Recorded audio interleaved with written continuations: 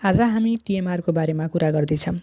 गाई भैँसीले खाने घाँस दाना खनिज आदिलाई एकै ठाउँमा राम्रोसँग मिक्स गरी खुवाउने विधिलाई टिएमआर भनिन्छ। यसको उद्देश्य जनावरलाई सन्तुलित पोषण उपलब्ध गराउनु हो। टिएमआरको अवधारणा अनुसार घाँस दाना मिनरल भिटामिन सबैलाई राम्रोसँग मिलाएर खुवाइन्छ। यसले जनावरलाई सन्तुलित पोषण दिन्छ र दुध मासु तौल वृद्धि राम्रो हुन्छ। टिएमआर बनाउँदा प्रत्येक जनावरले हुने न्युट्रिसन रिक्वायरमेन्ट अनुसार मिलाएर बनाइन्छ। सामान्यतः गाई भैँसीमा 12 देखि 24 घण्टासम्म दाना घाँस पाचन हुन्छ।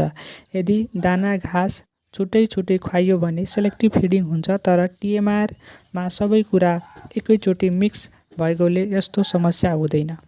टिएमआर खुवाउँदा हुने मुख्य फाइदा: रुमेनका माइक्रो अर्गानिजम राम्रोसँग ब्यालेन्स हुन्छ। रुमेनको पिएच स्थिर रहन्छ जसले पाचन प्रणालीलाई सहयोग गर्छ। कन्सन्ट्रेट मात्रा धेरै खाए एसिडिटी बढ्ने ग्यास हुने ब्लड आउने जोखिम टिएमआरले कम गर्छ। दाना घाँसको सही अनुपातनमा मिलेर जाने भएकाले न्युट्रिसन युटिलाइजेसन बढी हुन्छ। दुध मासु प्रोडक्टिभ पर्फर्मेन्स सुधार हुन्छ। कन्सन्ट्रेट धेरै खुवाएपछि हुने समस्या: रुमेनको पिएच घट्छ, एसिडिटी बढ्छ, ग्यास जमा हुन्छ, ब्लडको जोखिम हुन्छ, माइक्रोफ्लोरा असन्तुलित भई पाचन गडबड हुन्छ। त्यसैले कन्सन्ट्रेट धेरै नदिई सन्तुलित टिएमआर नै दिन उपयुक्त हुन्छ। टिएमआर कसरी काम गर्छ? रुमेनभित्र लाखौँ प्रकारका माइक्रो अर्गानिजम हुन्छ। यिनले दाना घाँस पचाउन मद्दत गर्छन्। यदि दाना छुट्टै धेरै खाइयो भने माइक्रोफ्लोरा डिस्टर्ब हुन्छ। टिएमआरमा सबै एकैचोटि मिक्स हुने भएकाले पिएच लेभल स्टेबल रहन्छ।